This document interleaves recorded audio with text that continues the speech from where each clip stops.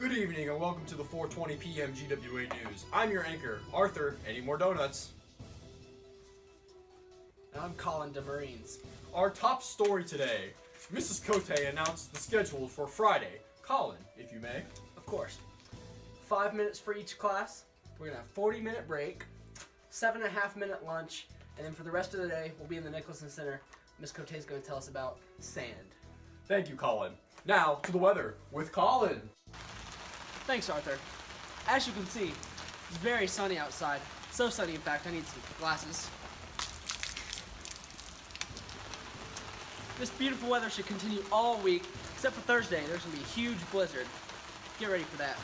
But today, high's going to be around 150, lows hitting around 73, that's Fahrenheit, and pollen index, it'll be around 2, just enough to keep the children inside, but dogs will be fine. Let them out all you want.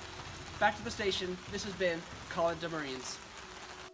Thank you, Colin. Man, that Colin sure can do the weather. No doubt about that, Arthur. Well, dress code has been in the news recently. Really?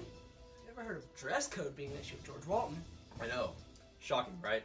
Well, it turns out a junior was expelled from the school today for, quote, blatant and vulgar violations of dress code. My goodness, Arthur, what were they wearing?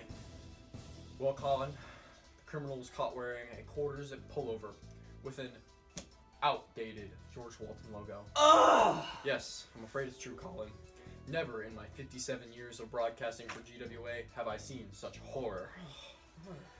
Well, in other unrelated news, a George Walton sophomore was given extra sand for being an excellent example of dress code. Well, what was this student wearing? I'm glad you asked, Colin. The student was wearing a quarter-zip pullover with an outdated George Walton logo. Wow, Arthur, that sand sure was deserved. It sure was. Hey, word around the street is that there's been some new construction going on at George Walton. There sure has, Arthur. When I was over at the school the other day, they had just finished construction on on the former library, now known as the Commons. The Commons? The Commons. This new space takes up the entirety of the high school building. Well, Colin, what should the students do in this Commons? I'm glad you asked, Arthur. The students will have their regular classes in the Commons, but each class will meet in a separate corner. Ah!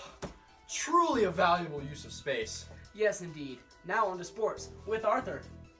Thank you, Colin. Now, Dog Nation, I'm gonna need you to listen on up. Soccer loses again, this time by the slim margin of 7. This month's 6th lacrosse meeting will be tomorrow after school from 3:20 to 10:15. Any males aged 7 to 22 are required to attend according to the draft. And as for the school's most popular sport, the esports team had a successful Fortnite tournament, placing 4th overall out of the 3 schools that attended. This has been Dog Nation Sports with me, Arthur. Any more donuts? Back to you, Colin. Thank you, Arthur.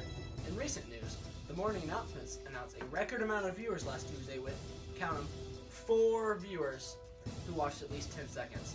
One of those viewers, Coach Harcourt, commented, I tried to turn the dang thing off, but I couldn't figure out which button to hit. Oh, wow. I never thought they would get more than 1. Well, in other news, George Walton announced Saturday that they will be replacing all teachers with lacrosse coaches, effective immediately. Wow, that'll sure get AP scores up. It sure will. Wait a second. I'm receiving word that the smartest human to ever live, Grace Ann Hansen, has given a, what was that? Failing grade to one of her new teachers in their own class. Lacrosse coaches. My mistake. Well, we're about out of time here at the George Walton News. I've been your anchor, Arthur. Any more donuts? And I'm Colin the Marines. Thank you for tuning in, and as always, stay classy, George Walton.